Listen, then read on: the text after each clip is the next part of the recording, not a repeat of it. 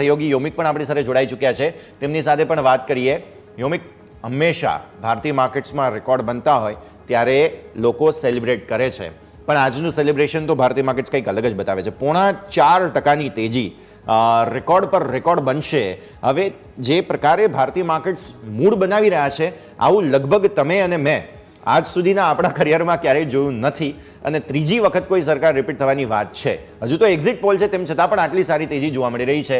Sentiment wise પહેલાં તો ખાસ સમજીએ કયા પ્રકારે ભારતીય માર્કેટ્સ જે સેલિબ્રેટ કરી રહ્યા છે, તમારી એનર્જી શું છે પહેલાં તો એ બતાવો યોમિક.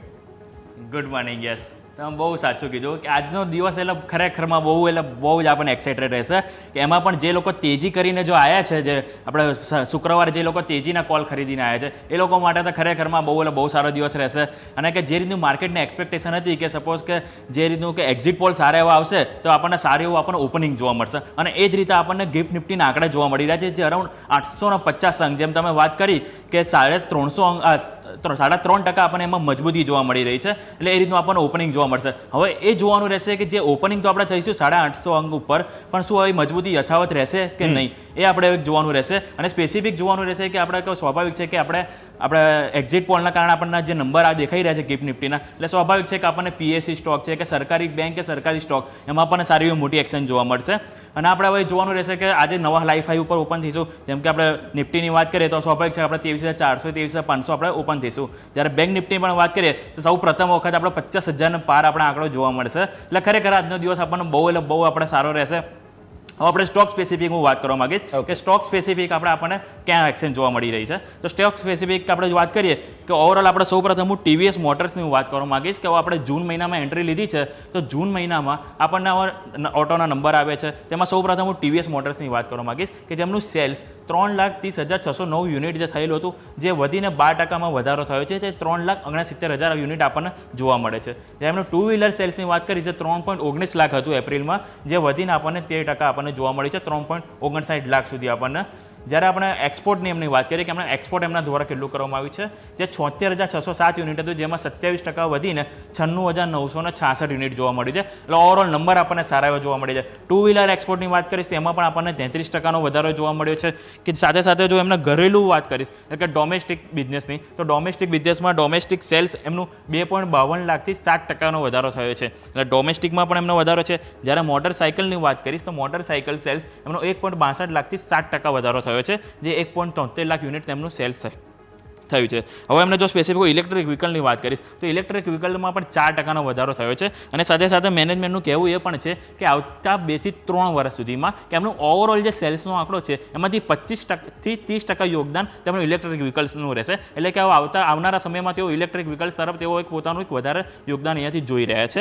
આ વાત છે ટીવીએસ મોટર્સ. એટલે ઓવરઓલ ટીવીએસના નંબર આપણને સારા જોવા મળે છે. પરંતુ બીજા કંપની છે ઓટોનોમર કે એમાં આપણને નિરાશા જોવા મળી છે કે જેમાં હું મહિન્દ્રા એન્ડ મહિન્દ્રાની વાત કરવા માંગીશ કે મહિન્દ્રામાં સેલ્સ એમનું 17% વધીને 71,682 યુનિટ થયું છે. જ્યારે એમનું ઘરેલું સેલ્સની વાત કરીશ તો એમાં 13% વધારો થયો છે. જ્યારે પેસેન્જર વ્હીકલ્સની વાત કરીશ તો એમાં પણ આપણને પેસેન્જર વ્હીકલ્સમાં મહિન્દ્રામાં સારો વધારો થયો છે, જેમાં ઓલમોસ્ટ 31% ગ્રોથ બતાવે છે. જ્યારે એમના ઘરેલું પેસેન્જર વ્હીકલ્સની વાત કરીશ તો એમાં પણ 17.5% આપણને વધારો બતાવે છે. હવે જો ટ્રેક્ટર સેલ્સની વાત કરવા માંગીશ તો ટ્રેક્ટર સેલ્સમાં એમને જે 34,126 યુનિટ જે હતા, જેમાં આપણને 9% વધીને 37,109 યુનિટ આપણને જોવા મળે છે. આ વાતથી આપણે મહિન્દ્રાની. જે બાદ હું બીજા મારુતિની વાત કરવા માંગીશ કે મારુતિ આપણને થોડા ડિસઅપોઇન્ટમેન્ટ કરે છે નંબરથી, કે પેસેન્જર વ્હીકલ સેલ્સ એમનું 1.78 લાખ હતું, જેમાં આપણને 2% ઘટાડો થયો છે. જ્યારે આપણે ટીવીએસ અને આપણે વાત કરીએ M&M, એમાં આપણને વધારો જોવા મળ્યો હતો. જ્યારે એના પેસેન્જરની વાત હવે એક્સપોર્ટની વાત કરીશ તો એક્સપોર્ટમાં પણ આપણને જે 26,477 યુનિટ હતા, જે આપણને એમાં 34% ઘટાડો થયો છે. એટલે કે ઓવરઓલ 34% ઘટાડો એક્સપોર્ટમાં જે બતાવે છે એ ખરેખરમાં એક નિરાશાજનક વાત છે આપણે મારુતિ માટે. જ્યારે આપણે આ વાતથી આપણે ઓવરઓલ ઓટો નંબરની સાથે સાથે ટાટા મોટર્સ બધા ઘણી કંપનીના આપણે ઓટો નંબર આવે છે, જે આપણે ચાલુ શોમાં ડિસ્કસ કરીશું. જે બાદ હું બીજા સ્ટોક સ્પેસિફિક વાત કરું તો આનંદ રાઠી વેલ્થ આપણે નજર પર રહેશે. એનું કારણ એ છે કે એમાં એક બાયબેક આવ્યું છે, અને બાયબેક જે છે કુલ 3.70 લાખ શેરનું કંપની બાયબેક કરતું જોવા મળશે. એની જો કિંમતની વાત કરું તો કિંમત આપણને 4,450 પ્રતિ શેર આપણને જોવા મળે છે, જે હાલની કિંમતથી ઓલમોસ્ટ આપણને 6% નજીક આપણને એમાં એક પ્રીમિયમ જોવા મળે છે બાયબેકની પ્રાઇસમાં.